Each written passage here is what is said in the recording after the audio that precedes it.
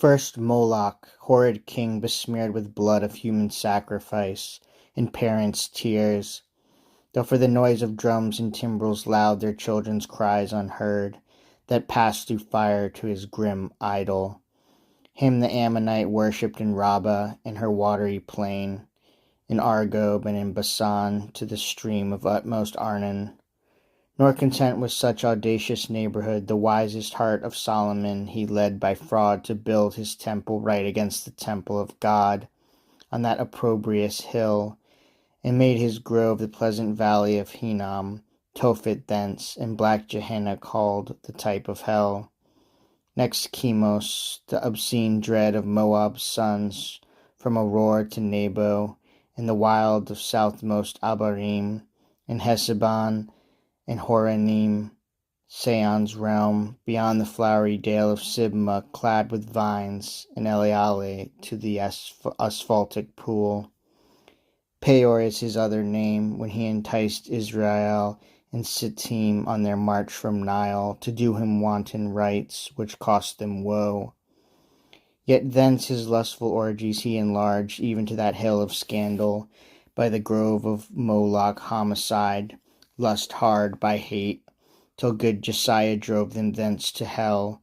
With these came they, who from the bordering flood of old Euphrates to the brook that parts Egypt from Syrian ground, had general names of Baalim and Ashtaroth, those male, these feminine.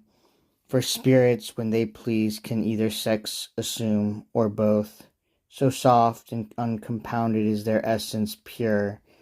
not tied or manacled with joint or limb, nor founded on the brittle strength of bones like cumbrous flesh, but in what shape they choose, dilated or condensed, bright or obscure, can execute their airy purposes, and works of love or enmity fulfill. For those the race of Israel oft forsook their living strength, and unfrequented left his righteous altar, bowing lowly down to bestial gods, for which their heads as low bowed down in battle, sunk before the spear of despicable foes. With these in troop came Ashtoreth, whom the Phoenicians called Astarte, queen of heaven, with crescent horns, to whose bright image nightly by the moon Sidonian virgins paid their vows and songs, in Sion also not unsung, where stood her temple on the offensive mountain, built by that uxorious king, whose heart, though large, beguiled by fair idolatresses, fell to idols foul. Tammuz came next behind, whose annual wound in Lebanon allured the Syrian damsels to lament his fate, and amorous ditties all a summer's day, while smooth Adonis from his native rock ran purple to the sea, supposed with blood of Tammuz yearly wounded, the love tale infected Sion's daughters with like heat, whose wanton passions in the sacred porch Ezekiel saw, when by the vision led his eyes surveyed the dark idolatries of alienated Judah.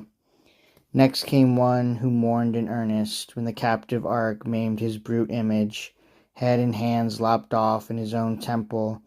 on the Grunzel edge where he fell flat, and shamed his worshippers. Dagon his name, sea monster, upward man and downward fish. Yet had his temple high, reared in Azotus, dreaded through the coast of Palestine, in Gath and Ascalon, and Acheron, and Gaza's frontier bounds.